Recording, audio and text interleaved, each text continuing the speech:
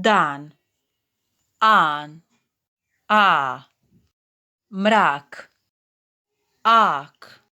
a, majka, ajka, a, pravda, avda, a, rad, ad,